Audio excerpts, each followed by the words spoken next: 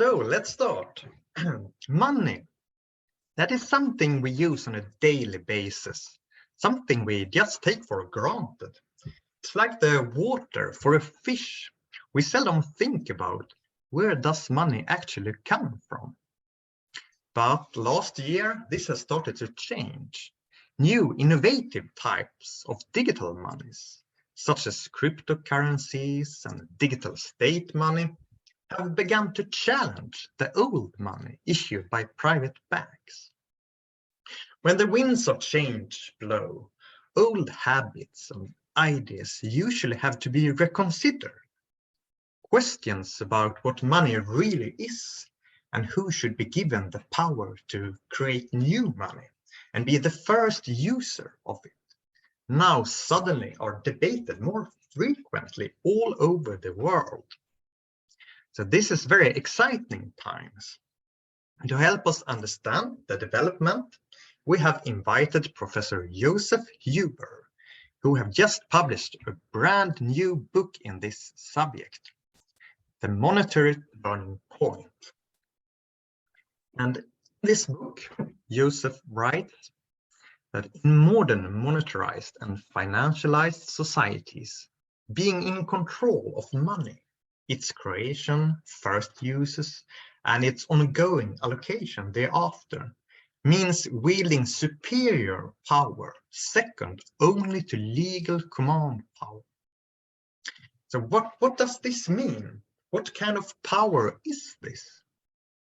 Which are the actors competing for taking this power? And how should we understand this ongoing struggle? Will it be intensified the coming years? And who is likely to win? And hopefully, Huber will give us all the answers here today. Who is Joseph Huber? So, Joseph is a leading researcher who has made many influential contributions to recent monetary system analysis and reform. Just to take three examples. So, first, this book, Creating New Money from 2000, which was one of the cornerstones for the modern monetary reform movement. Then we also have the Sovereign Money from 2017. That's one of my favorites. Now his new book, The Monetary Turning Point. And of course, he has also published a lot of papers, reports, etc. in this subject. Between 1992 and 2012, Huber was the chair of economic and environmental sociology at Martin Luther University of Halle-Wittenberg in Germany. And he's also co-founder of Monetative in Berlin in 2009. And that was actually one of the first monetary reform initiatives. The monetary reform movement eventually spread all over the world to become the international movement for monetary reform. And here we have some examples of it. This movement now exists in 29 countries. Today's webinar is a cooperation between some of these organizations. And my name is Samuel, and I'm from the Swedish branch called Positiva Pengar, up here in the left corner. And with us here today, we also have Lucille from Alliance for Just Money in the US. And she will help us with a discussion, with questions from the audience, etc. And also Ryan, that will help us with technical stuff with Zoom. So what is happening now? First, Joseph will have a presentation. And after that, I will have a short interview with Joseph. And finally, we will have time for questions from the audience. And in the first two parts, you all will be muted. So all of you that has entered here are now muted. And in the third part, you will be able to raise your Zoom hand and unmute yourself, and also to write in the chat to everyone to ask questions and discuss things. But this will be closed during the first two So with that said, a warm welcome to all of you. Nice to see so many of you here today. And of course, a warm welcome to Joseph Ewer. So yeah, the stage is yours here. I stop my sharing. You can take over. Okay. Thank you very much, Samuel, for doing the introduction and for introducing me. And also from my side, I would like to say hello to everyone participating here. And me too. I'm actually very pleased that there is so much interest in that webinar we are going to have now. So now let me try to activate the presentation, the PowerPoint I have prepared.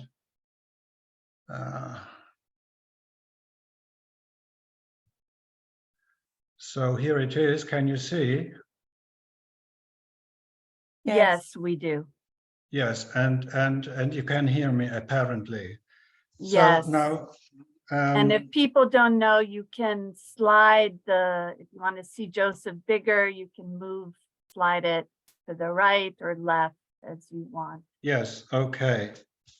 And now, now you see that it doesn't work. Now, here it goes. Yep. So what you see here, these are two issue attention cycles. And the left one, that's the cycle of full sovereign money reform, which includes putting an end to bank money literally overnight. And that cycle lasted until around 2018. And in my opinion, that ended with the Swiss vote on introducing a sovereign money system in Switzerland. And since then, the second on the right, the other issue cycle was strongly on the rise, and that's the issue cycle of central bank digital currency, for short CBDC. I think in my understanding, it can also be referred to as sovereign digital currency if issued by a central bank under state law that acts as the respective national monetary authority. And in this sense, I think that the introduction of CBDC can also be seen as a door opener for gradual monetary reform. By way of introducing CBDC step by step, side by side with continued bank money, and over time superseding bank money and becoming the dominant type of money. I still think that a full sovereign money reform it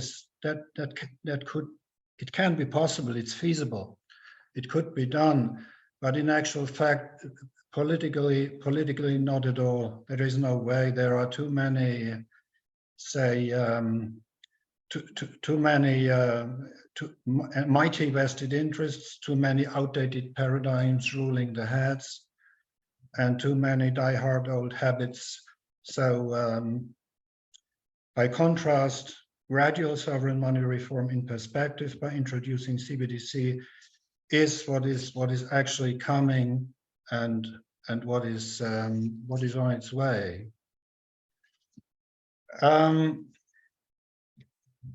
As I have to say, when looking into the history of money in modern times, when looking at the succession of different types of money as shown here from bottom to top, the gradual approach appears to be very plausible. And so far we have had, in the history of money in modern times, we have had 3 monetary turning points. That was the transition towards paper money, private banknotes and treasury cash bills. That was unregulated at the time, followed thereafter in the 19th century by the central bank note monopoly that was based on the gold standard. The problem with that was not the monopoly, but the gold standard, which was a an artificial scarcity. It created an artificial scarcity of money, and that paved the way for introducing thereafter book money, particularly bank money, bank deposit money, or call it bank book money. And that became dominant until the present day. And now we are already in an emerging new such tidal change. And each one of these transitions or tidal changes from one type of money to the next, all of these were long-term gradual processes in which the rising new type of money superseded the older incumbents, and with the rise of the new one, of the new type of money overlapping with the relative decline of the older ones. And now the interesting thing is that these monetary turning points, they do not occur by chance, but there is a certain logic behind. Wait a moment, again, it doesn't move again. I don't know why. Oh, here it does. There is a saying attributed to Mark Twain that has it that history doesn't repeat itself, but it often rhymes. And in actual fact, this applies today to these monetary turning points and the corresponding changes in the monetary system and its governance. And the changes occur when two conditions are met. The first is when the incumbent dominant type of money poses recurrent uncurable problems that cannot be solved within the given framework. And the second condition is there is a new type of money found or invented or emerging, offering some solution to the problem and possibly also additional advantages. And that's exactly the situation we are in today. We have since several decades, we have an increasing number of crises in the existing monetary system, in the existing bank money regime. The bank money as such is of non-safe stock, and there is repeated instability and crisis proneness in the entire system. And now at the same time, a new type of money is emerging, digital token money. Now, what does this mean? Quite a few people say, well, don't we already have electronic or digital money? Isn't bank money electronic or digital money? And however, the computing and so on, the IT technology involved, I would say it's really two very different types of money. Bank deposit money, by its nature, it's an account balance, whereas digital money is digital token money. It consists of informational tokens that are comparable in a way to solid cash, to coins and notes. They're from the usage of saying crypto coins also. Yeah, that's the analogy. And account balances, of course, are held in a bank account, whereas digital tokens are held in an e-wallet, which stands for electronic wallet, also known as a digital wallet. And bank money is a bank liability, whereas a digital tokens in an e-wallet, that's just an asset of the owner only. There is no bank involved. It's not on a bank balance sheet. It's just like cash in your pocket. It's just in your e-wallet, and that's it. And this makes the difference when regarding the payments. Doing a payment with bank money is always an indirect payment, and it's carried out in a complicated interbank process of account clearing and settlement, whereas making a payment with digital tokens, that's done directly, payer to payee, directly peer-to-peer, from one e-wallet into another. That's like cash travels from hand to hand. it's comparable again. Of course, both of these types of money need a corresponding technical infrastructure. And of course, today everything is computerized, of course. And the technical infrastructure for digital tokens is different from the current banking infrastructure. But what is needed, of course, are database operators. There are databases, and the database operators are needed, and also interface providers. That's forward. Here we go. As far as I can see, it's convincing to think that digital money is superior to book money and bank money in various respects. It's listed here. There is an improved ease of handling. The costs of production and provision are lower, and transactional safety is the same or even improved, thanks to procedural steps and related risks eliminated. And also today, the speed of circulation, the use frequency of the money is much the same as with book money, but over time with digital currencies, it will be much faster. And not least, a considerable innovation in having money is that digital tokens are programmable. And this opens new horizons in managing payments and managing financial contracts, for example, in the Internet of Things, in the machine-to-machine communication. So what we have here is we already have various types of digital currency, and the first choice is between public or private money, and the public version is central bank digital currency. And on the side of private cryptocurrencies, we have uncovered cryptocurrencies and covered cryptocurrencies, so-called stable coins.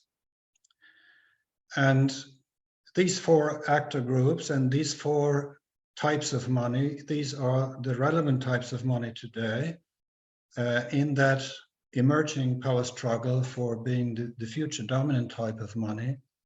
In my analysis, central bank digital currency is in the pole position, to put it that way, and uncovered cryptocurrencies, they act as the challenges to sovereign base money.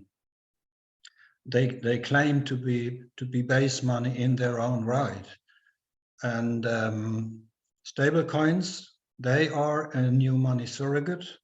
And they would be challenging bank money if based on CBDC. I come back to that a bit later.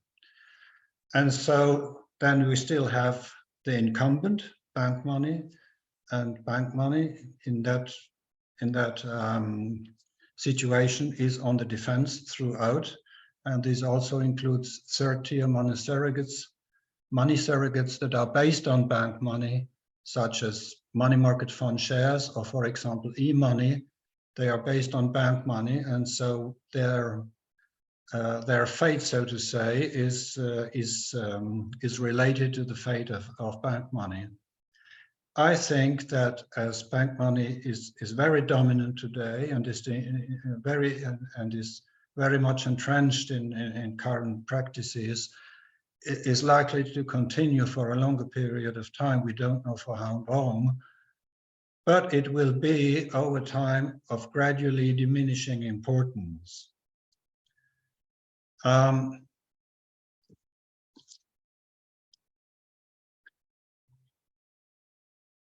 money, you see, so far, central banks have presented CBDC as another form of cash, as if it were a marginal addition to bank money in an arrangement of peaceful coexistence between the two.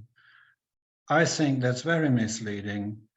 I think the case will be that the coexistence of CBDC and bank money will be one of competition. It will be a relationship of political rivalry, much like the relationship between sovereign money and private money normally used to be throughout the last 400 years.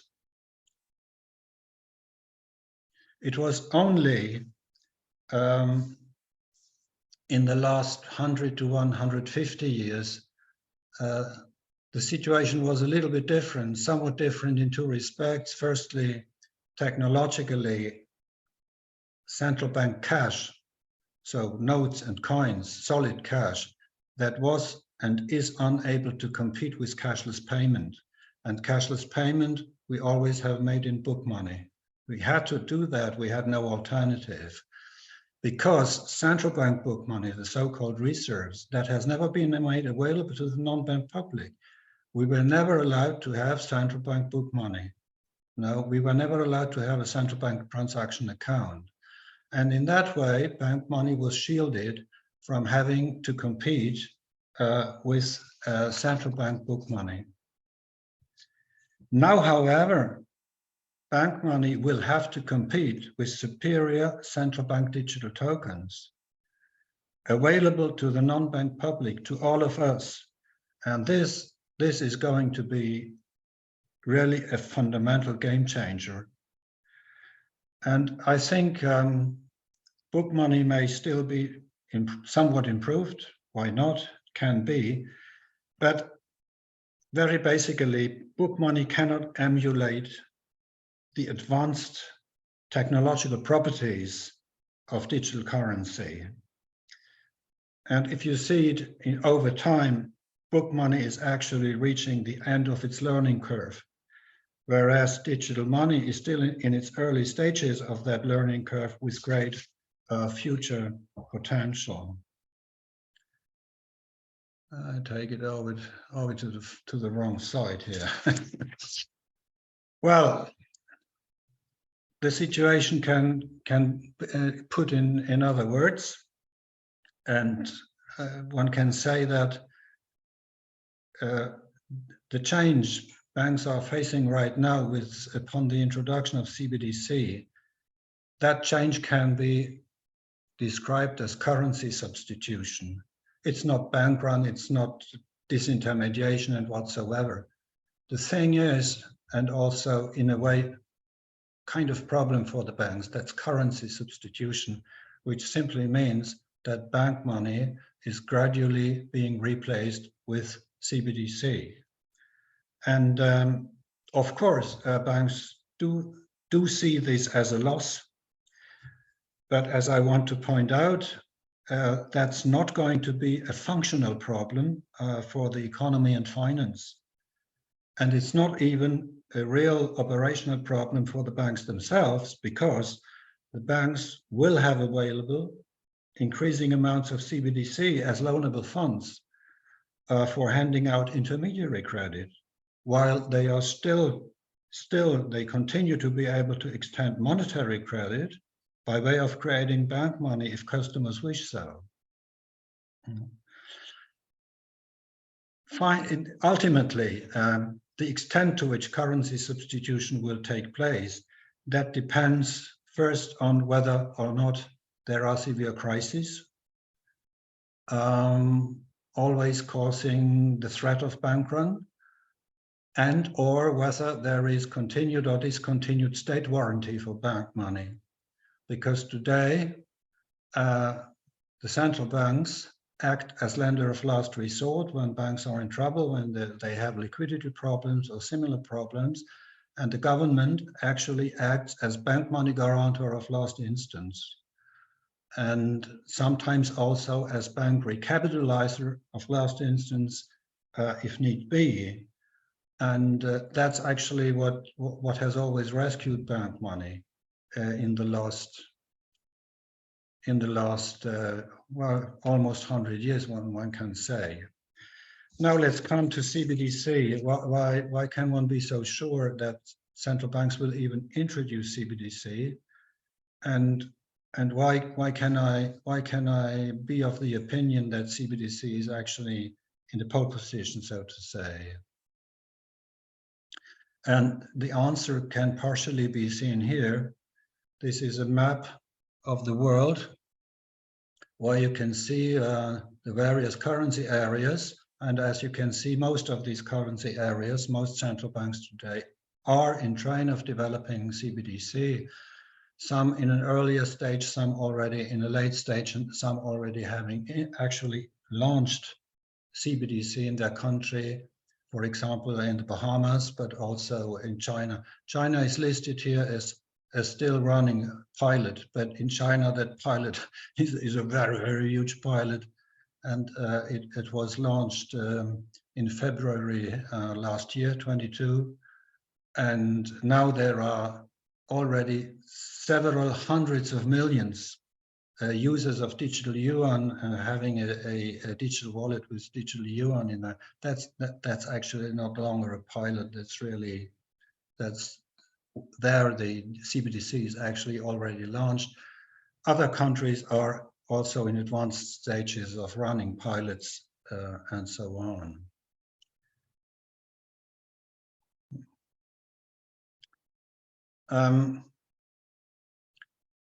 I have mentioned a number of reasons why bank money is on the defense, and for all these reasons mentioned, central bank money in the form of CBDC is a first choice. That's just the other side of the picture. And the reason again is that private cryptos, like private money in general, private cryptos, they cannot compete with CBDC. Technically, perhaps they could, not however monetarily. Regarding the legal and institutional status of CBDC, its reliability and similar aspects.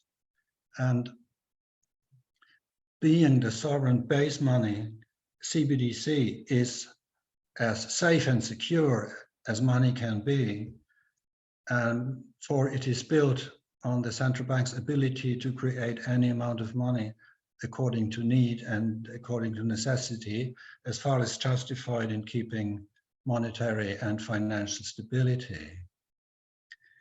Also, as I've said, CBDC is directly owned by the holders rather than being a bank liability. And I think that money users will have a tendency towards holding CBDC rather than holding bank money.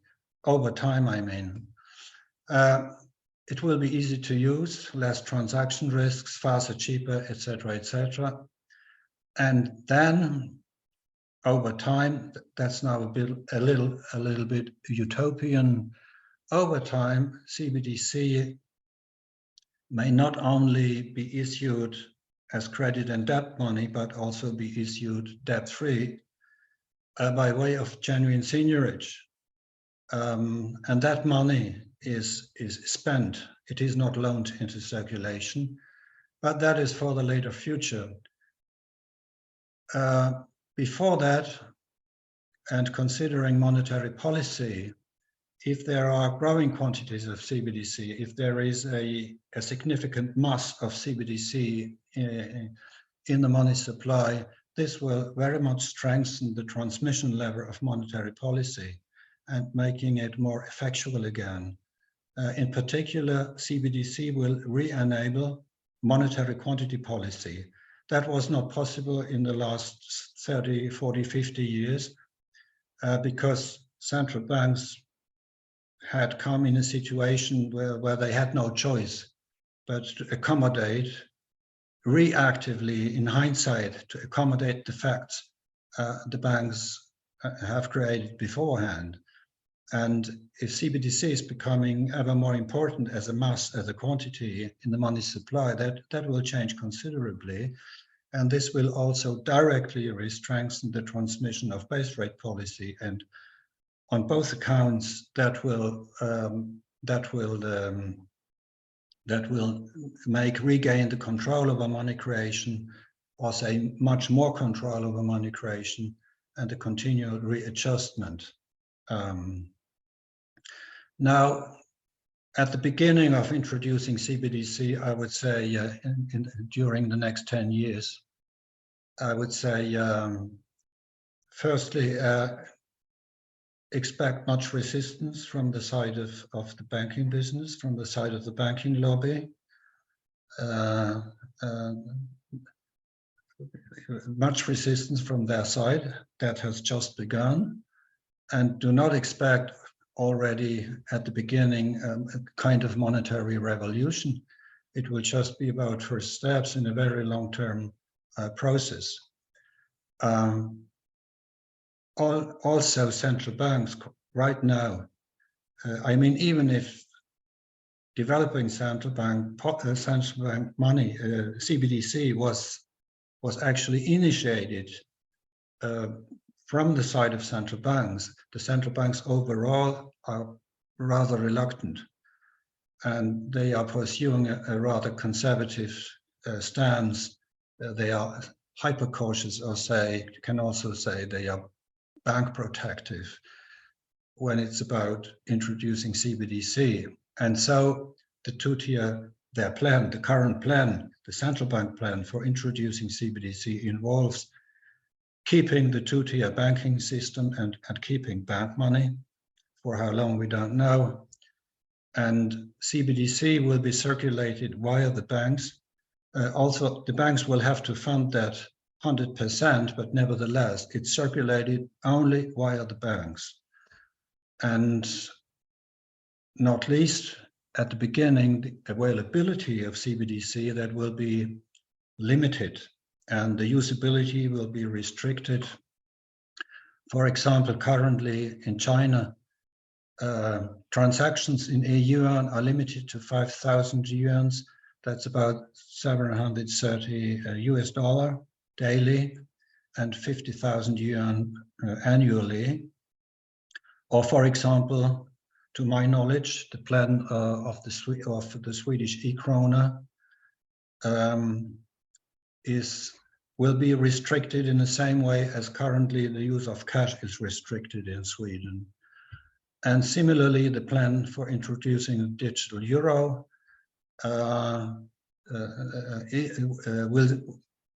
is very likely to include a limit of 1,000 euros per transaction and a limit of having 3,000 euros in store. Now, here again.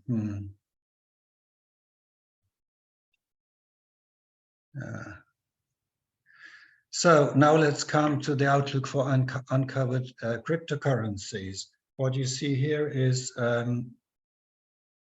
the market capitalization, the development of cryptocurrencies in recent years, and you can see these fulminant bull markets, and then two crashes, which overall includes much volatility, and always the wrong side.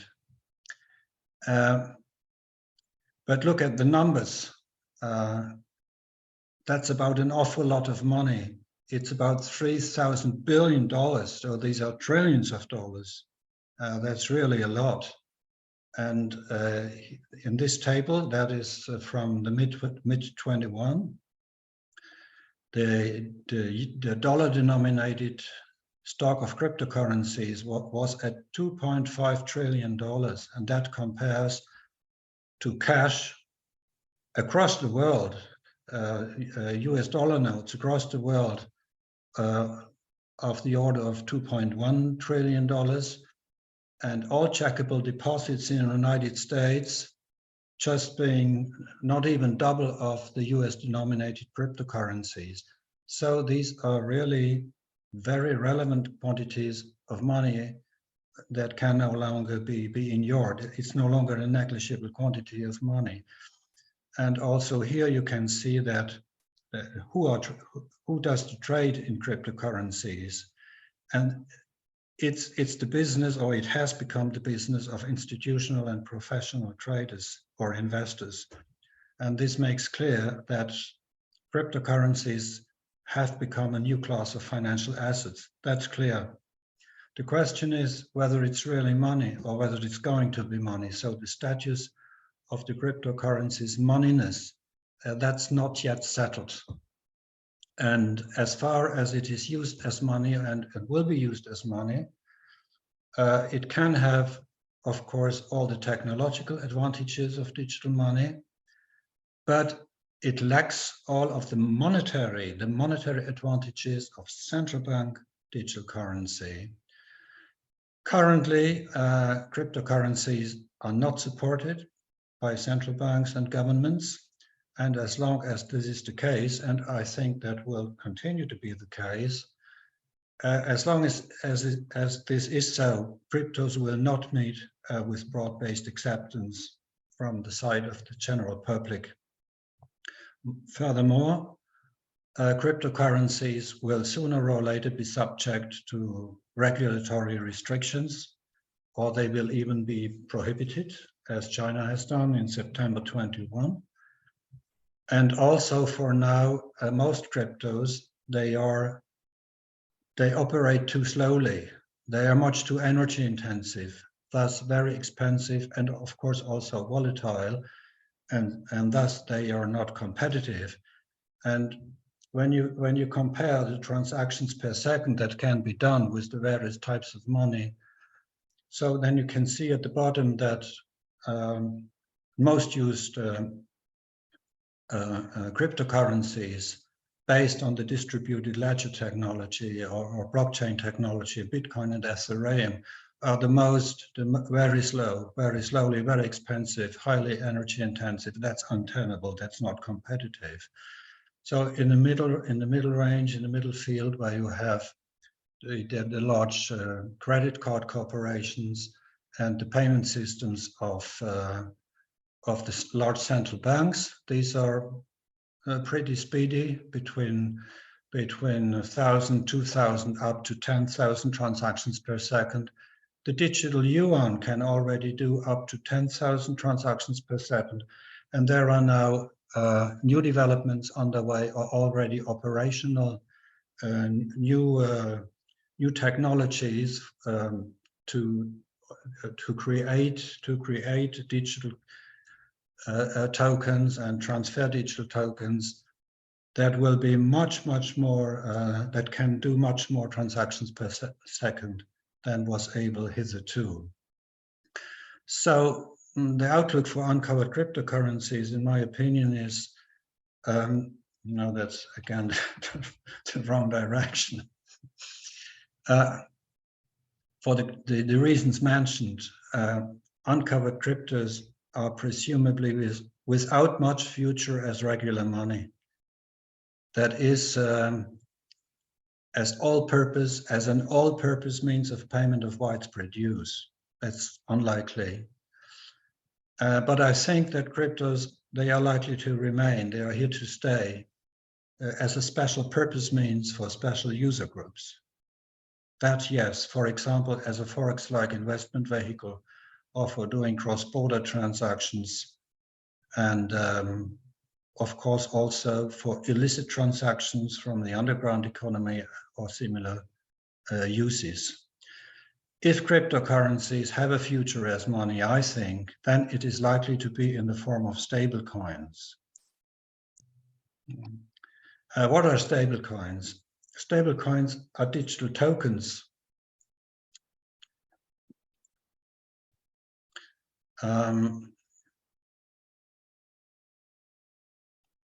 My God, what's that?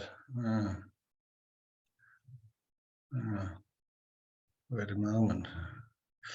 They are digital tokens packed in a stable 1-to-1 ratio to a national currency unit. So what stable coins promise is not to be of stable value, not that. What they promise is to have a stable pack 1-to-1 with a variable and perhaps unstable currency unit. And this pact is achieved either by using an algorithm, a buy or sell algorithm, or by actual cover in crypto coins, in bank money and interest-bearing cash equivalents, which are short-term securities. That's the way the issuers of stable coins can earn money, or a combination of both. And here you see the fulminant takeoff of stable coins between 2018 into May 2022. And currently, stable coins are regulated in that they are treated like e-money in the European Union. Whereas in the United States, pertinent regulation is still missing, and this has given rise to some problems, some functional problems, and even to fraud.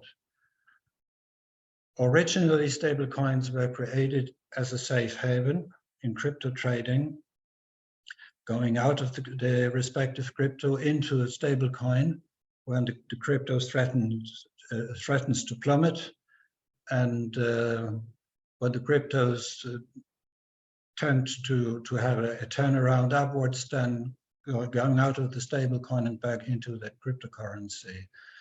Still, this is the most common use of stablecoins so far.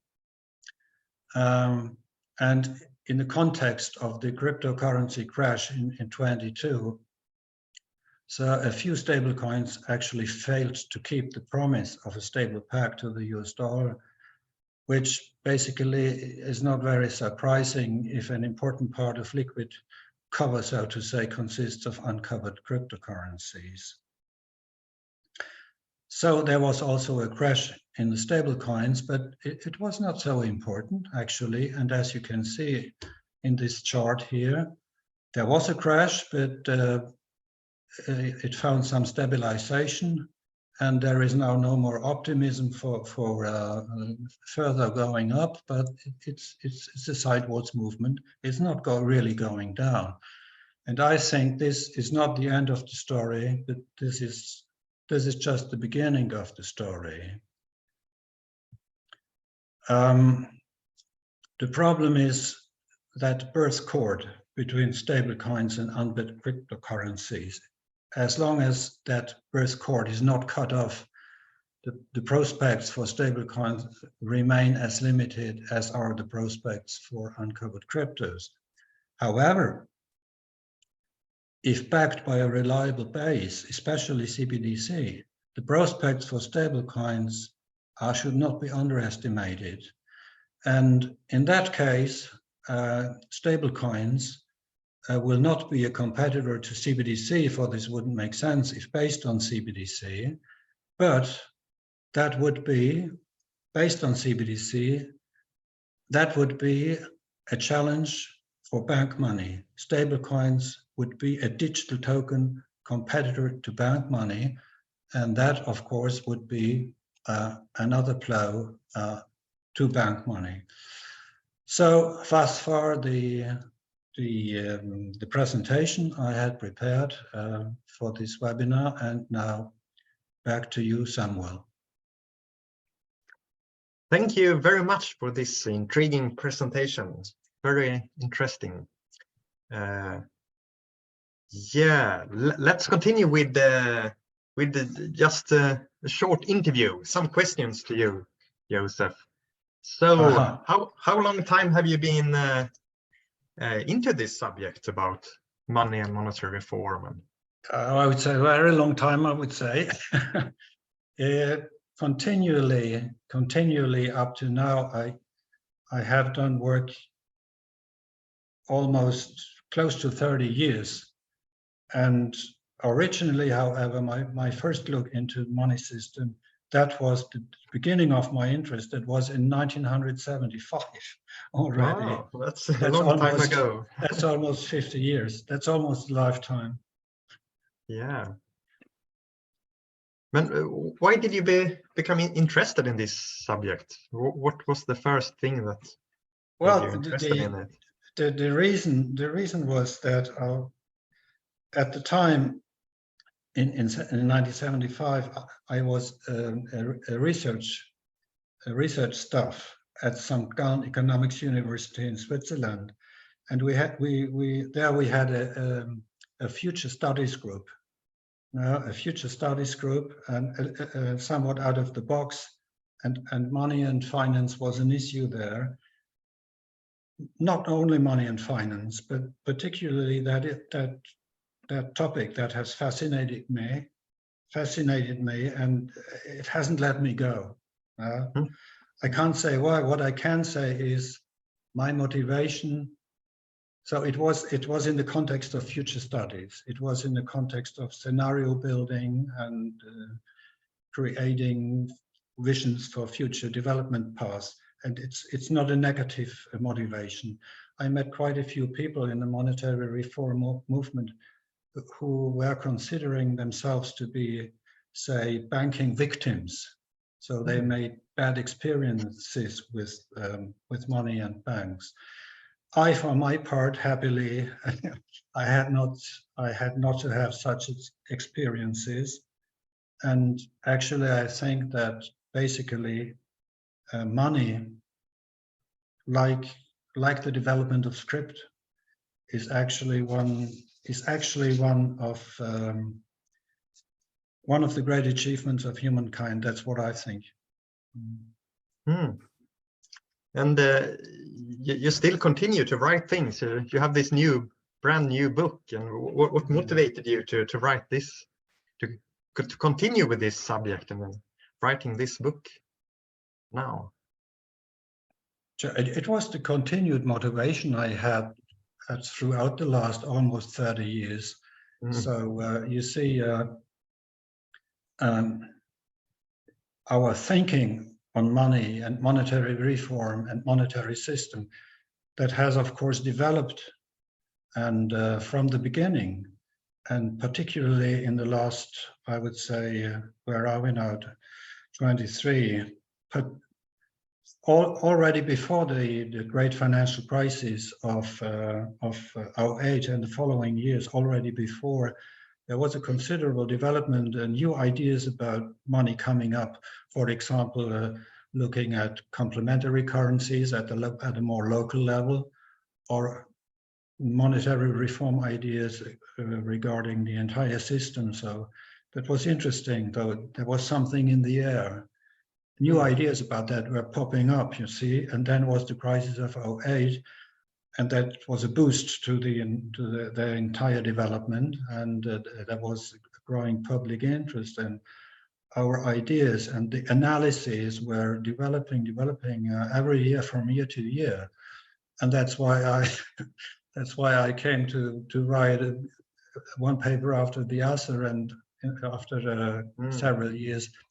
So one book after the other, because our view and vision of things and our analysis got ever more detailed and ever more deeper. And so, well, now we arrived at CBDC. Yeah, it's a super interesting field. Yeah. We are very happy that you have written this book. And now to some more technical questions, or maybe a lot of you that are here now today, maybe some of you have not read so much of the subjects. Some may have been very deep into it, but some of you may, this may be the first time. So just to very shortly try to sum up some of the things here.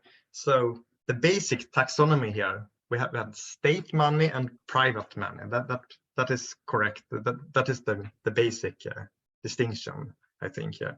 And then if you go into state money, then it's coins and notes and CBDC. CBDC would be a new type of state money. And then into the private money, we have the bank money and crypto. And in the crypto category, we have the uncovered and the covered cryptocurrencies. And what you call the stable coins, that's a kind of, that's a version of the covered cryptocurrencies. And your argument was that an uncovered cryptocurrency would be a challenger on the base level, a challenge with like base money challenger. Can you just define? Maybe everyone is not used to this terminology. What is base money? What's the difference here? You speak about the 2-tier system and the 3-tier systems. It's different tiers here. Just to a summary again here. If someone not followed, we can just take it very short. Yeah. Wait a moment. Can you see that again? Yeah. Can you see that? Yes. And can you see this taxonomy of types of money? Yes. Can you see that? Okay. You see there, it's a taxonomy of money, and we have a base level, and there is a second and a third tier. And the base level, that means that's a technical term. It's generally used in economics, the distinction between base money and money surrogates. And base money is today central bank money, or say it's treasury issued money, has been in some countries. And so at the base level, the money where money is legal tender by sovereign fiat and so on, these are traditional coins and notes, and the so-called central bank reserve, that's central bank money on central bank account, and in the future also CBDC. No? And that type of money need not be covered monetarily. The modern type of money, there need not be a gold base or something like that. It's money by sovereign fiat, and behind that is the credibility of a strong state to support its currency. That's behind. And of course, a stable and strong economy, that's behind. If that doesn't exist, money is worth nothing, you know. So, and monetarily and technically, that base money is not redeemable in other types of money. Whereas, for example, at the second tier, bank money today is dominant, but technically speaking, it's still a money surrogate. It still needs some backing in base money and central bank money. So, and in the meantime, there are additional money surrogates that can be called third-tier money surrogates that build on bank money, that are using bank money as their operational basis. And among these third-tier new money surrogates are money market fund shares of a very important amount, much more than, for example, checkable deposits. It's also e-money, so-called e-money, which means electronic money, but that's based on, that's a different, so that's not digital tokens. That can be confusing. For example, there is e-money, a so-called M-Pesa e-money in Kenya, and other countries in Latin America and Africa. That's e-money that is held on a mobile phone and is based by having paid in cash. You know? The Kenyans pay in cash and they get e-money on their mobile phone. And that's very practical in those countries because very few people there have a bank account, but almost all people now have a mobile phone.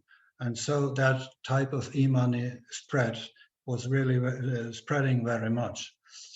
And I would say also complementary currencies today. So for local currencies, special purpose currencies, if backed by bank money or by cash or central bank money, they are also third-tier money surrogates.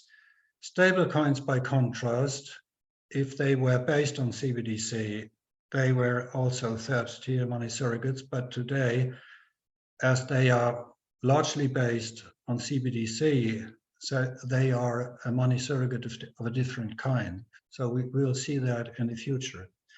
Now, below, so I have written base level challenges, and these are in fact uncovered cryptocurrencies and also uncovered complementary currencies.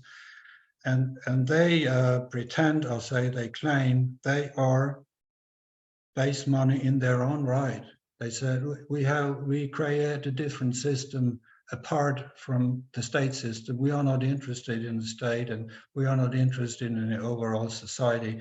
We set up a system of our own. That's quasi-anarchic idea of launching, so to say, saying that kind of private sovereign money in its own right. But as I try to explain, I don't think that will work over time. Yeah, thank you for this clarification. I hope it's clear now for everyone, this entire structure and different kinds of money. If not, you can just send emails and ask us, and we can try to clarify things even more later on. And you also mentioned the base, the book money term, just that book money and bank deposits. It's the almost the same thing. Yeah. Well, I mean, the term book money refers to the monetary technique, so to say. It's it's an account balance on a bank account, so and so on. Whereas the term, when saying bank money, that means it's different from, say, central bank money, or it's different from the money of other issuers. So the term bank money actually means it's book money or deposit money issued by a bank, not by the central bank. So that's what it means. So book money is the technical thing. Book money, Yes, as opposed to digital token money. That's two different kind of technology you can use. Yes, and bank money is, and the state money, it's who is the issuer. So, yes, right. Yeah, the term book money comes from it's a creation of accounting. You know, it's created in the books, that book money, and originally no one thought of these account balances in terms of money.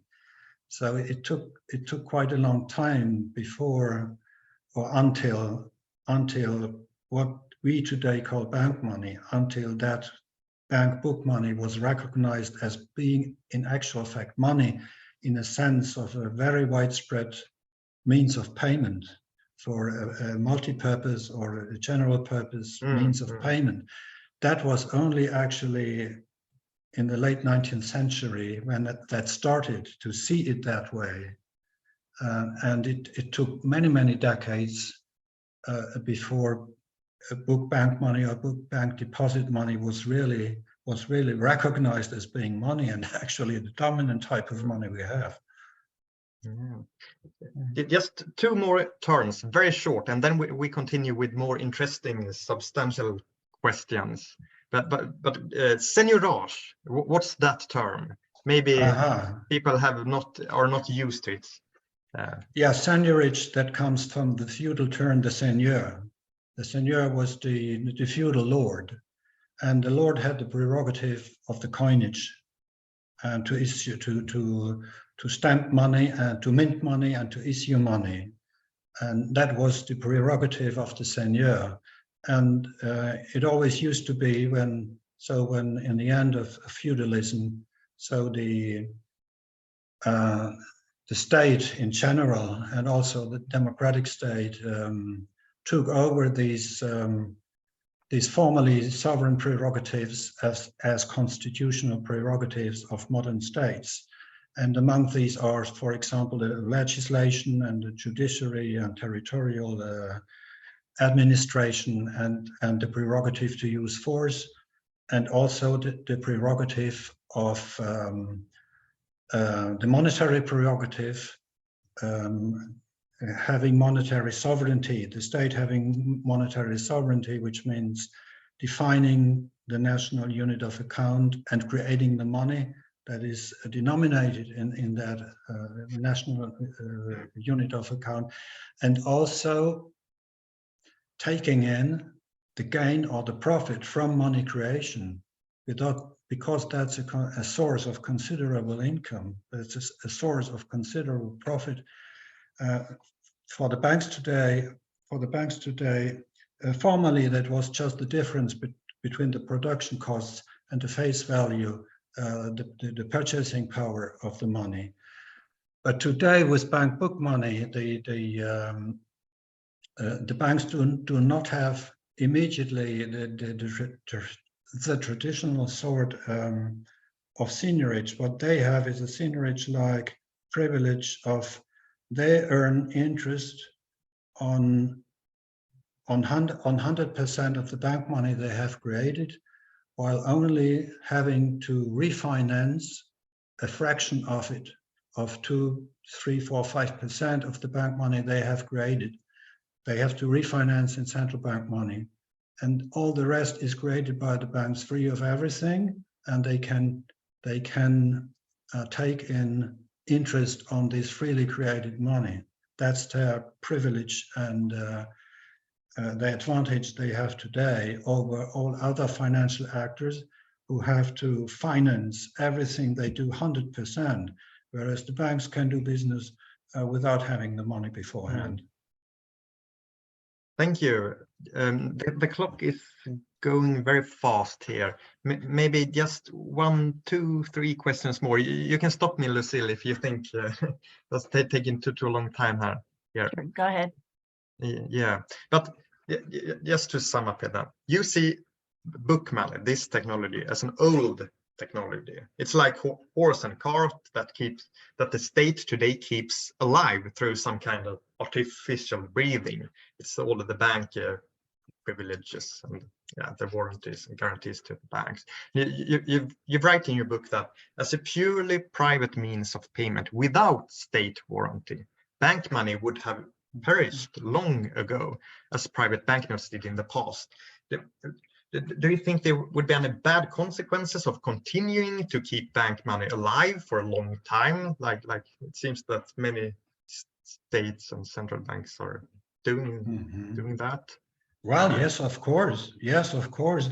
I mean, as I tried to briefly say in the presentation, the turning points in the history of money, they occur when the incumbent money poses severe problems, and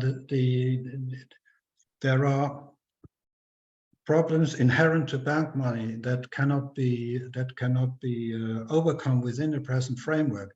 And that problem is firstly that it's the fractional reserve.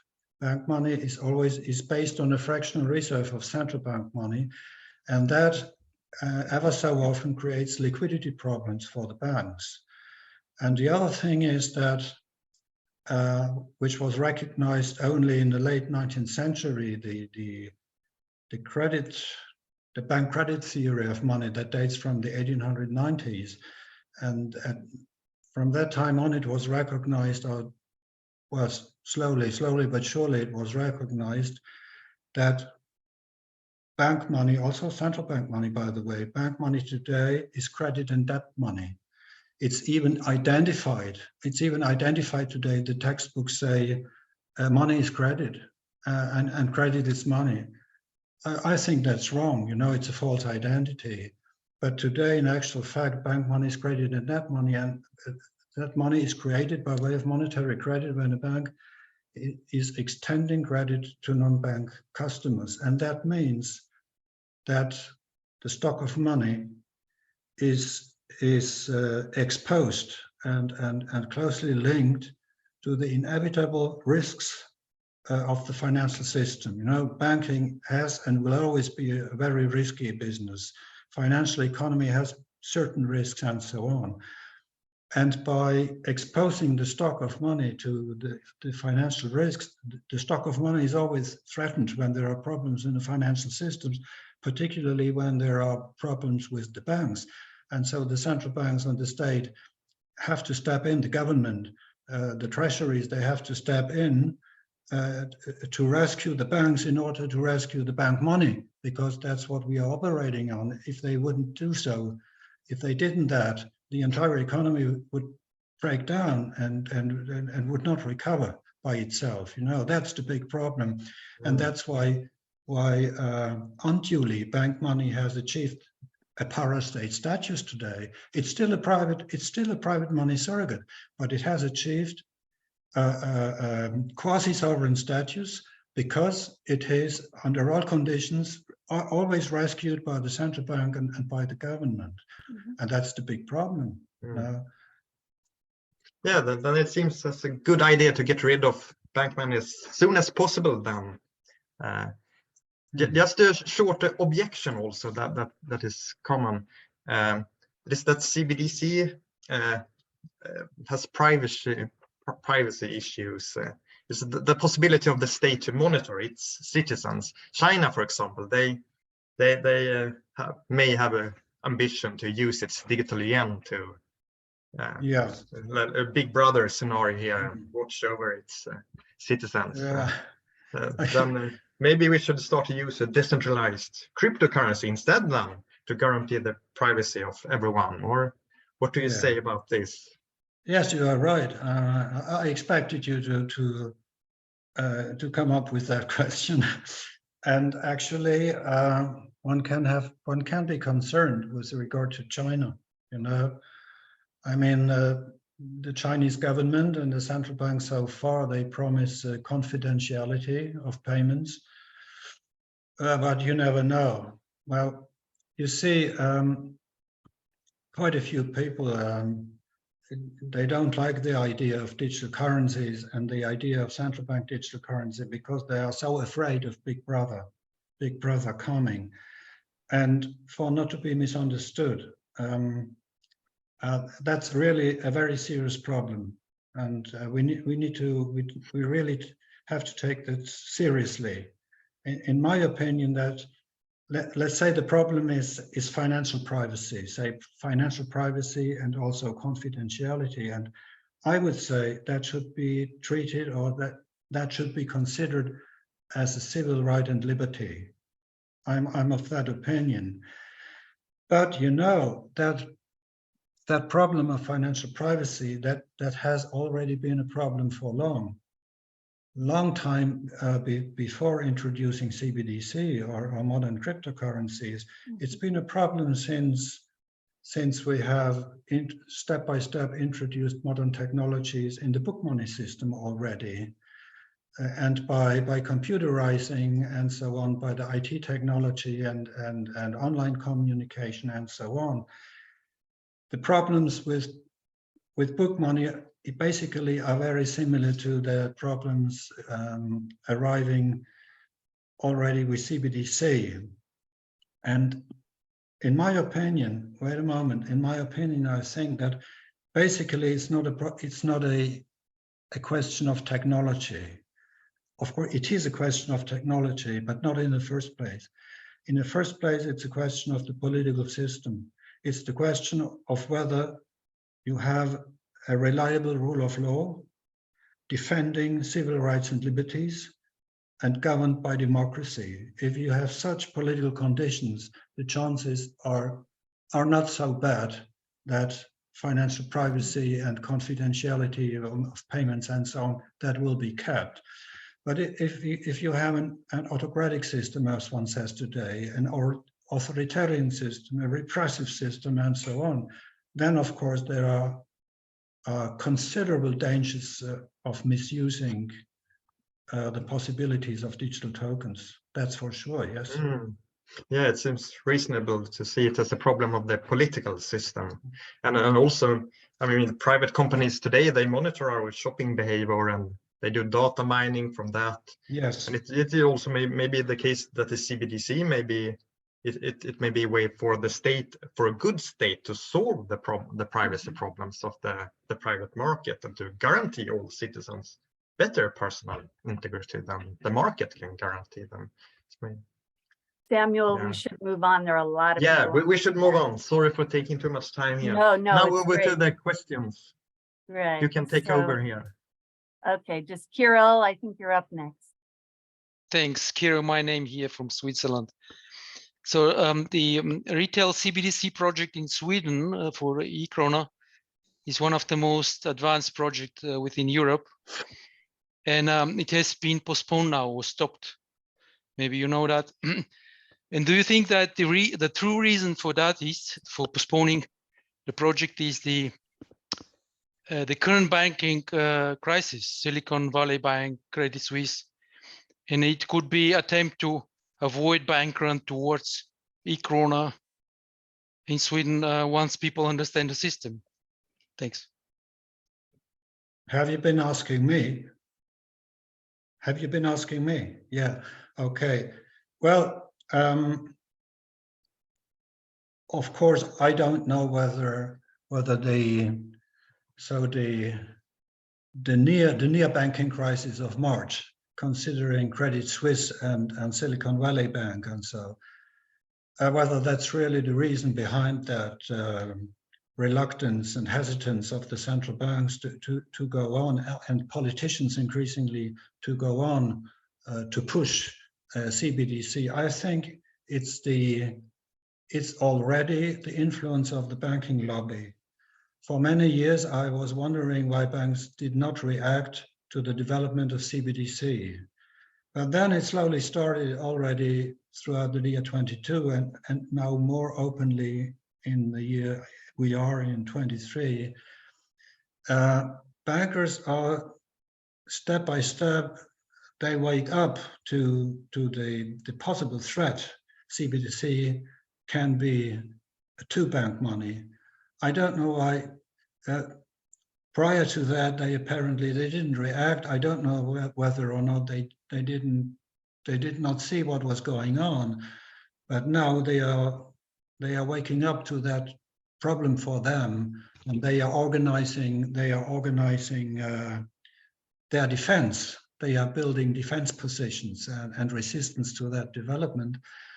And very surely they have many supporters in conservative politics, and because not many politicians really understand how the monetary system works.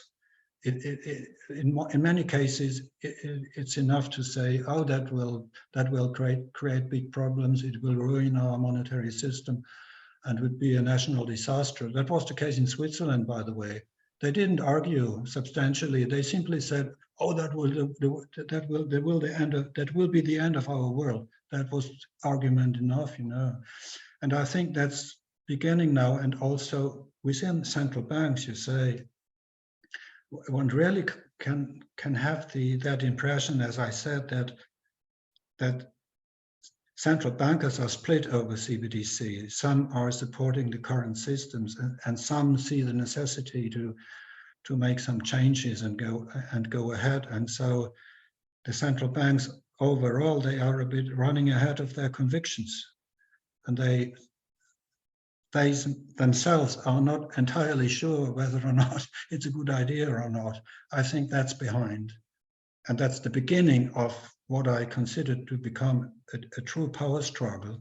And that will not only be a financial struggle in the economy, that is also a struggle for political influence, because these questions are decided on a political level. That's not decided by the markets. Partially by the markets, yes, by market demand, sure. But in the first place, that's decided on the political level, and that's the beginning of that struggle.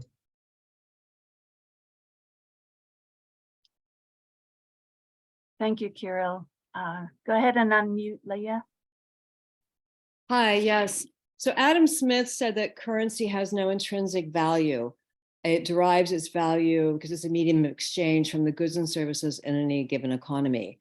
So it seems to me that CBDCs, the development of them, is a way for the central banks to take back control from private banks who've had the power to create money out of thin air, which has led to the numerous banking crises we've experienced over the past few decades. Would you agree with that?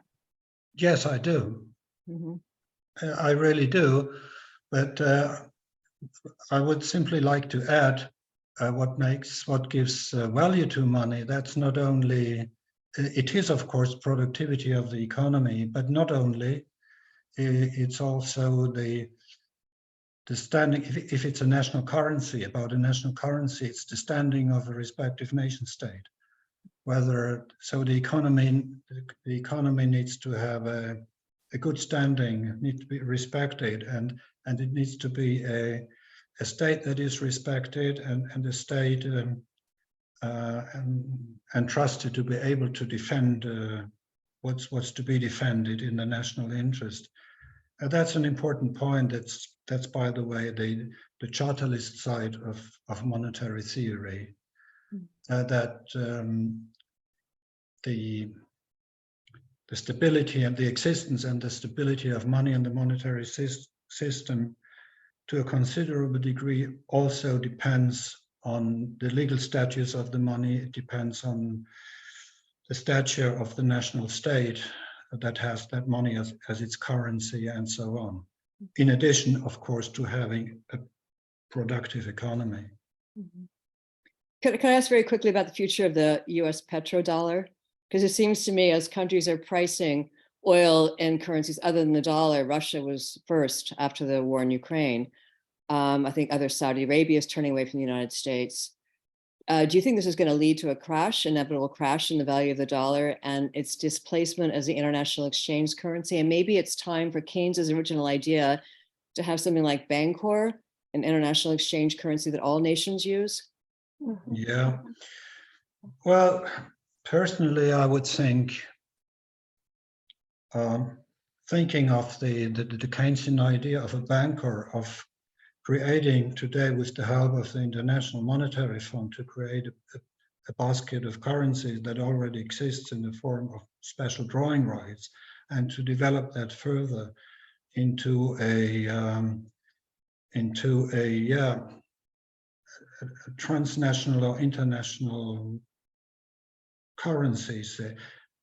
I think it's a good idea, but I think that's not the path realpolitik is following, you see, because we not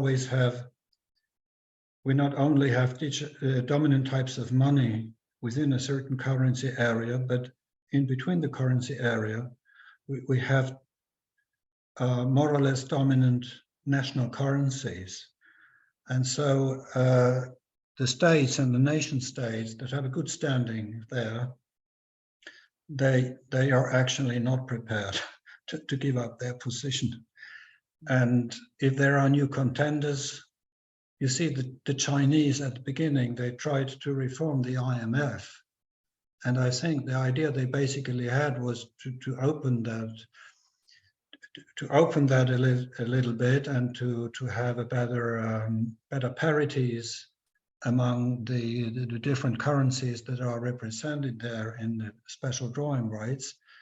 And they had the idea themselves coming in ever more by following that path, and they have given up. What they are doing now is they have started trying to dethrone the incumbent.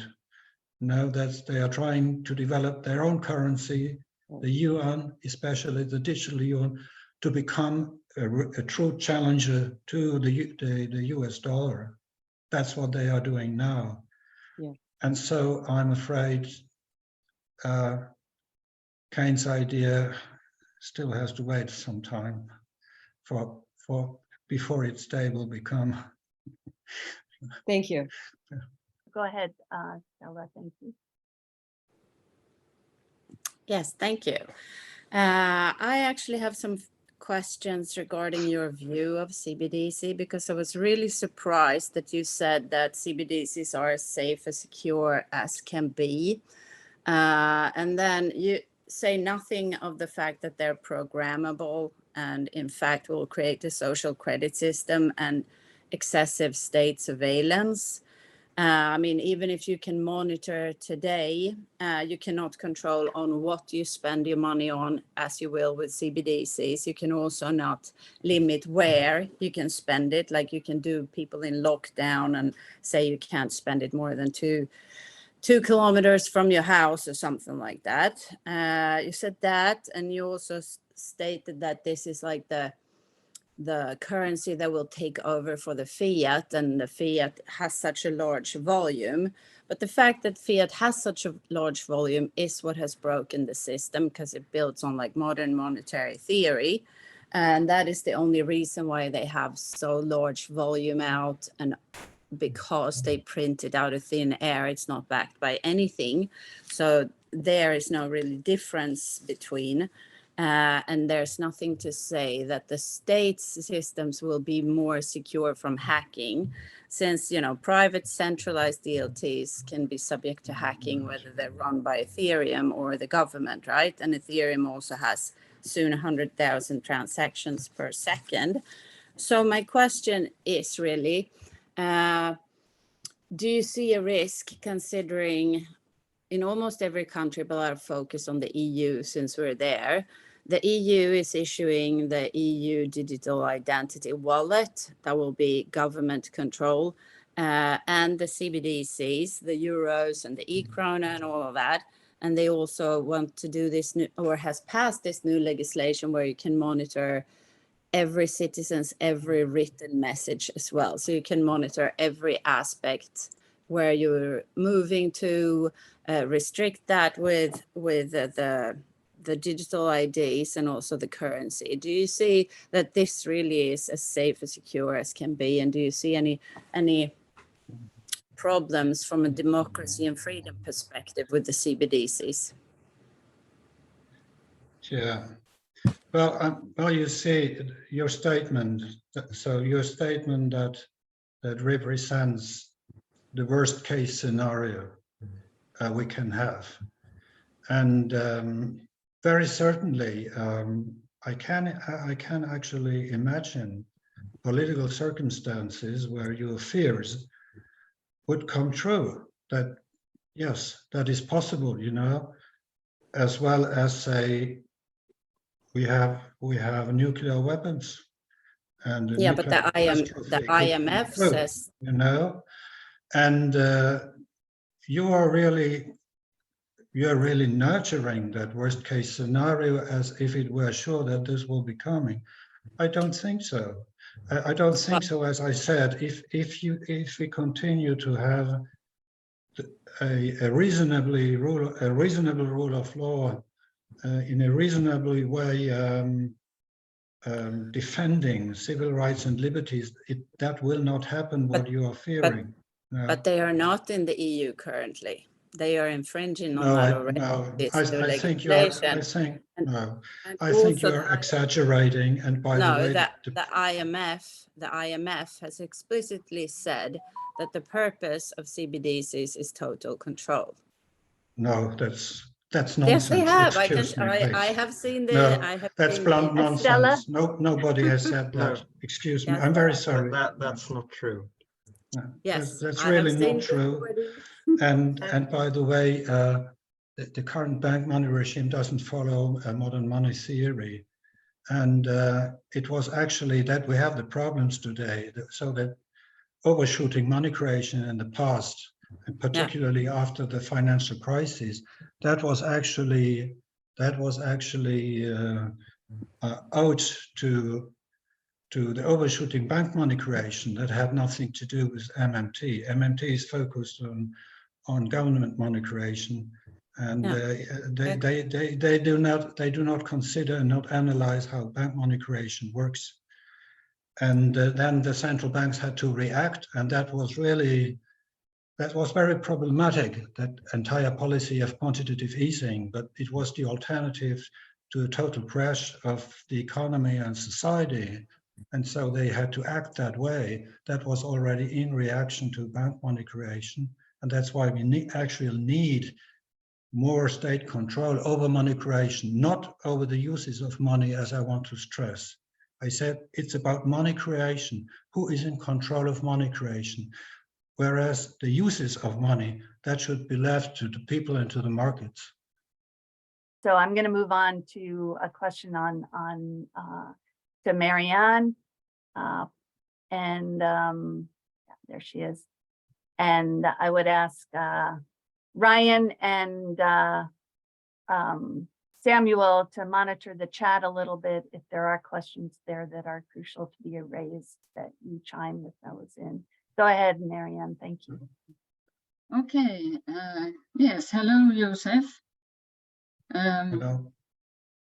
I have been into this money business about as long as you have.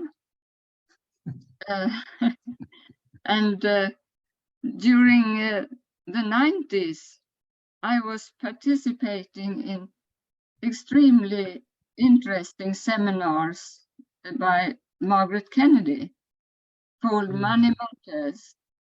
I suppose you are familiar with them. Yes, I am, yes. Yes, and I translated her book into Swedish, and I have after that written a book of my own.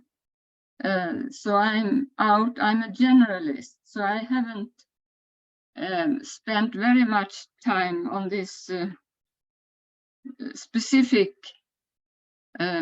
names on the money creating. I understand what you say, but I haven't gone into detail, so to say. But I wonder, did you meet this guy? Thomas Greco, for instance, James Robertson, Bernhard Leeter.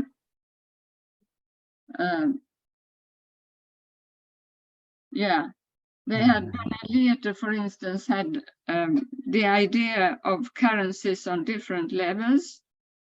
And I think the positive money movement is interesting and important, but we also have to speak about the bigger frame of what is economy and what is the economic system promoting. Now we have, for instance, maybe only 2% of what we call money moves around serving the real economy. And we have very much in the speculative sphere, and that's a big problem. So, and Thomas Greco, for instance, he is working very eagerly and strongly on this local money system. And I think they are very important too. Do you have a question? No, I have no question. I just wanted to, yeah, my question was, did you, Seth, also met these other guys that were Yes. important? Yes, Yeah, thank you. Yeah, okay, yeah. Thanks for your contribution. It actually touches me what you say, because you know, I know all of the people in person. I know them all, the people you have mentioned, and particularly with Margaret and Declan Kennedy. I was a good friend. We were good friends early on, and I have to say that particularly James Robertson had a role to play in my own development. We met in 1977 at a futurist conference in Arc-et-Senans in France.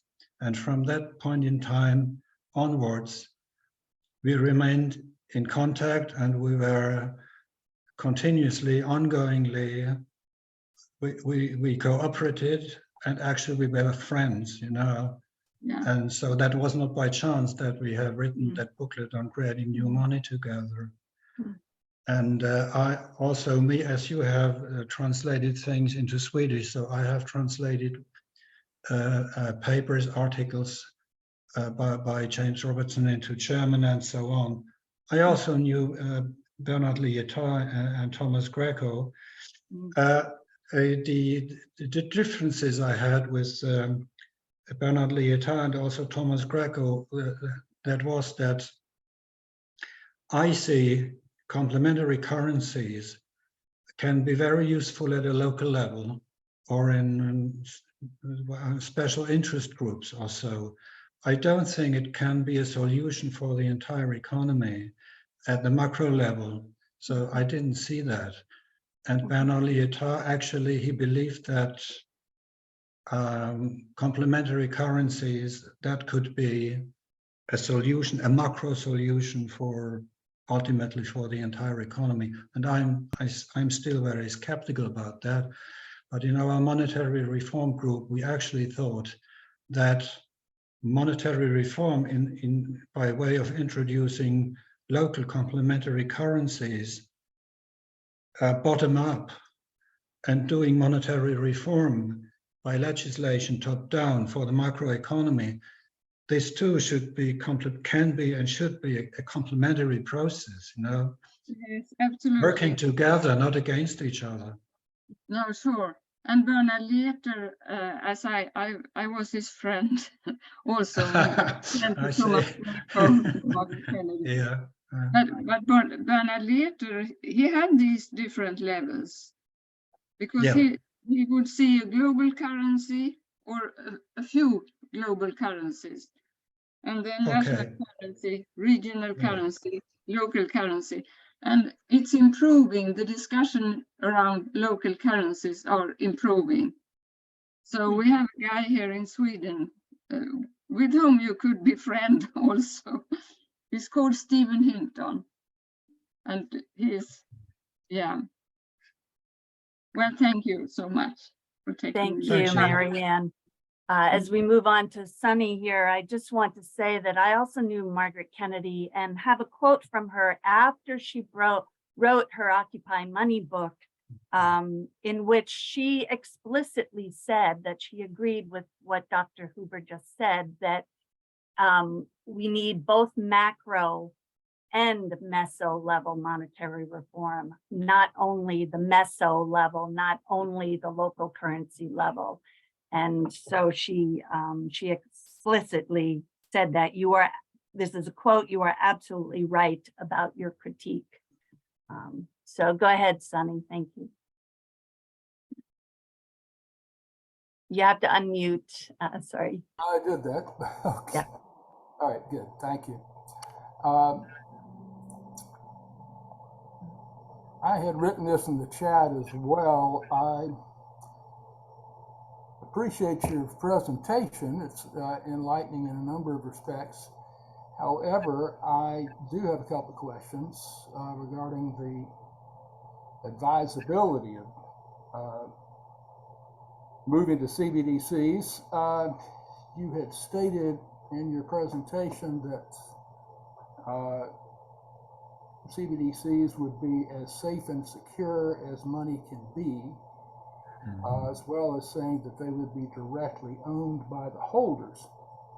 But since CBDCs would be programmable, what is to prevent central banks acting on their own initiative or being pressured by the governments they're associated with from limiting what we could spend the CBDCs on? And accounts could be frozen by the issuers if the account holder was deemed to be acting against the interests or wishes of the governments.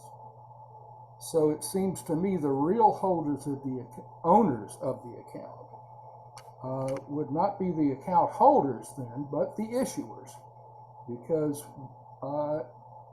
as an account holder, if the CBDCs were issued to me by my central bank in the U.S., the Federal Reserve, then if they determined I was stepping out of line in some way, then they could just freeze my account for as long as they chose to.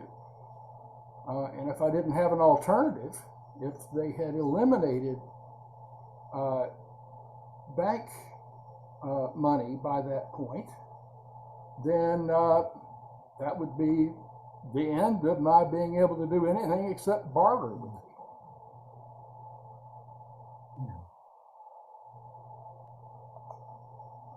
Was that the statement you made? Yeah. Well, I don't understand this to be a question. It was a statement I can follow. I understand what you say, but again, I think it's really a worst case scenario, and I'm not sure that. I guess again, look into China. So they have this social credit or social points for behavioral judgment. You know, Chinese can obtain positive or negative points according to their behavior in public behavior, and to me that's really a concern. Actually, it's a threat. You know, that's true. But I think we can't make things unhappen. You know, you can make things undo. If things are in the world, they are here to stay. We cannot undo that. We can take precautionary measures to avoid the worst, and that's why I said it's in the first place, it's a question of political circumstance, not that much a question of technology. And by the way, I am not so sure, you know, the technology of digital tokens, I mean, it's just in the beginning, and particularly if digital tokens are really issued like formerly solid cash was issued, and it's no longer in a bank account or so, you know. I don't know how far it would be legal to manipulate, so to say, or to reprogram their digital tokens in circulation. If you have a liberal and democratic state, that will not be allowed. But I agree, of course, when you say, yeah, there might be political circumstances and so on. It may be, but you see, that's not a real argument against CBDC, because that development is going to happen. It's like the entire history of modernization. You could have said at the beginning of the development of paper money and after 1655 or so, you could have, there are so many possibilities of manipulation and misuse and so on. And in fact, things have been misused, yes. But I mean, the possibility that something could happen is not an argument to make an entire very far-reaching development to interrupt that. That will not happen simply. Even if you would like to do that, it will not happen. It's not realistic to expect someone could do that. Sunny, I think we need, for the sake of time, we need to move on. Thank you. Brief follow-up. Whoops. I guess, go ahead, Klaus. I think we should move on. Yeah. Yeah, hello to everybody. From my point of view, just because something is possible to happen, you shouldn't take measures. Well, we experienced that the last 3 years, that measures were taken because something could happen. But anyway, yeah, greetings to everyone, and very nice to join this communication and this conference. I already questioned, posted my question, but I can state it here. I doubt, or I question, if there is real competition between central banks and the commercial banks. So that's basically my point. Given the history of central banks, the foundation of central banks, Bank of England, for instance, and yeah, the actual concentration of wealth and power we have in this moment of history, or like interest groups like the group of 30. So the question is there really a competition? Because we are talking about power. Issuing money is power, is pure power. So could it be that this scenario, and we heard a lot of skepticism now in this conference already, could it be that there is no competition, and they're in the background, they are working together to push CBDC? Well, Germany lost against Mexico in the World Cup in Russia when there was this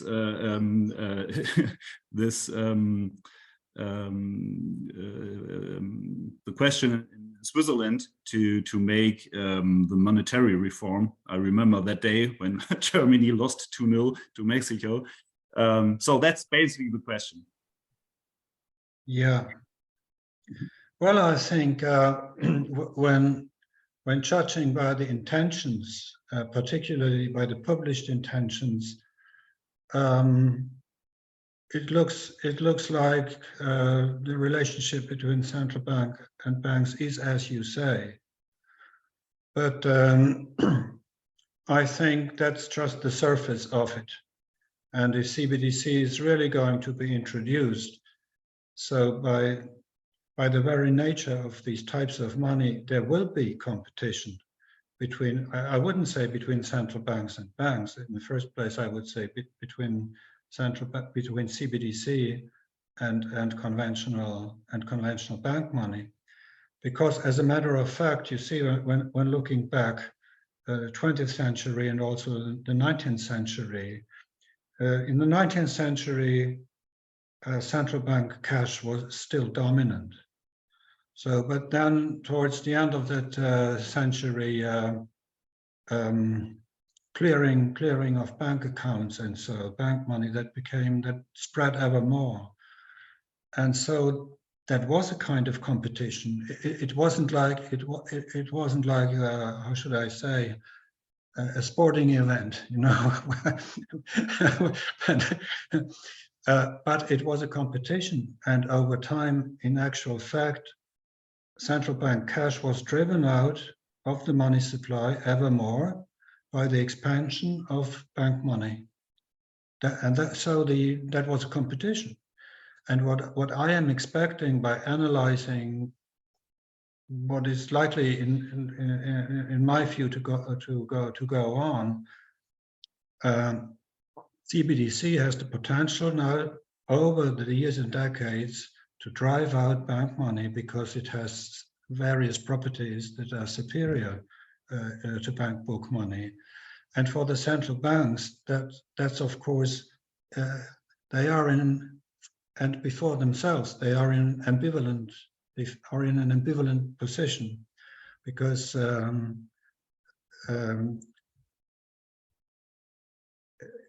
considering the paradigms that they are following, but also the real things that are going on, central banks today are considered and consider themselves to be lenders of last resort. They are, so to say, programmed to cooperate with the banking sector. But you see, when you see that from a constitutional point of view, from a state legal point of view, that's actually, in my understanding, it's a kind of constitutional monstrosity that state bodies such as the central bank and the treasury and the taxpayer, we the people, so to say, we are here to stand bail for the private banks and private bank money in case if need be. So in my understanding, that's an untenable situation. And I'm very sure, particularly after the Libra experience, when all of a sudden, you know, the attempt of Facebook to launch a stablecoin by the name of Libra, that all of a sudden made many politicians rediscover the importance of monetary sovereignty. And I think that is there is a rethinking going on, and so there will be, I expect to be, growing tension also, not only cooperation, but also some degree of tension between central banks and banks, because central banks they will have to regain control over money creation. And that's, of course, something banks don't want.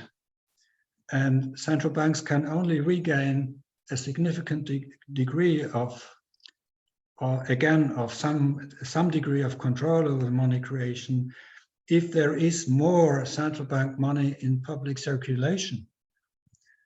And so that's why I think there will be an increasing power struggle, actually. And if I'm not wrong, I remember that the first publications by central bank staff on CBDC expressly mentioned that their intention is to introduce CBDC side by side with bank money, but also competing with bank money. And in later publication, that was dropped. It didn't reappear, but at the beginning, so that stuff, so they understood what's going on. Can I just add a concrete example? In Sweden, for example, when the Swedish central bank published their reports about the Swedish e-krona, CBDC in Sweden, the bankers' associations were very negative in their. So there was a very clear conflict between the bankers' association and the central bank here. And also, in Sweden, we have a state investigation about the state's role in the payment markets. And this investigation, they have just published their results, and they are influenced by the Bankers Association, and they have exactly the same argumentation, the same arguments as they are using. And they're saying that the CBDC is really bad. We should not have it. It's like we already have digital money in Sweden. We don't need a CBDC. That's basically their argument. So they recommend the politicians to not implement it. So it is a very clear power conflict here between the banks and the central banks.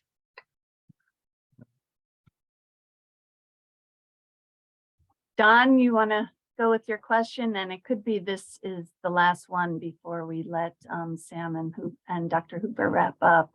Sorry to everybody. I think it means that we may need another webinar, and maybe within the month period that we have spent money to expand our Zoom room to 500 people.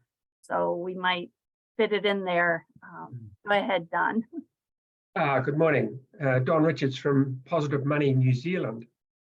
Here in New Zealand, our central bank is talking about CBDC being used as a value anchor only, which actually will constitute about 2% of our money. And stable coins will be with private banks. Do you see this as a sustainable option for private banks to take control of stablecoin and CBDC being just a value anchor? Don, I'm very sorry, but I did not understand the intention. That what did you say? CBDC is intended to be introduced. A value anchor. Value anchor. What does that mean? Well, it means that it allows a one-to-one conversion between central bank and the private bank money. At the moment, cash is used as a value anchor to provide value to the bank-created money. Yeah, well, that. What would that mean? That would mean that the central bank plans to exchange so-called reserves, book money reserves, to exchange that for CBDC, so that CBDC would be for interbank use only. Is that the intention? Yes. Yes. Yeah, that's a very hyper precautionary and banking protective first step to say so. That's and what I also did not understand was that stable coins would or should be issued by the banks. Yes, that's the intent. And how much would be the coverage of those stable coins? Would the stable coins issued by the banks, if they were willing to do so instead of using their own bank money, would that be 100% cover, or would that also cover in CBDC only? Or so what would be the use for banks to issue stable coins when they must have 100% cover in CBDC? They wouldn't earn money on that, the banks. They can only earn money on stable coins if they are allowed, say, to design the cover to include a certain percentage of so-called cash equivalents that are interest bearing and that bring some profit and so on. But if they, in my understanding, I can't follow, I have to say. Well, I think you've answered my question. Well, no, I don't know, but thus far, I do not understand why that arrangement would make sense. I would have to look deeper into that. Okay, thank you. Thank you, Don.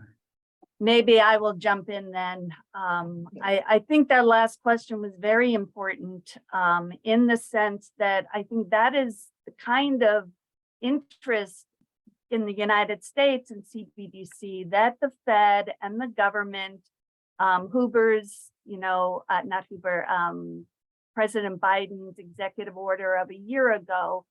And so my question for Dr. Hoover, taking over from Niels here, is why do you say, or why are you conceding that CBDCs will not and cannot be implementing full sovereign money reform?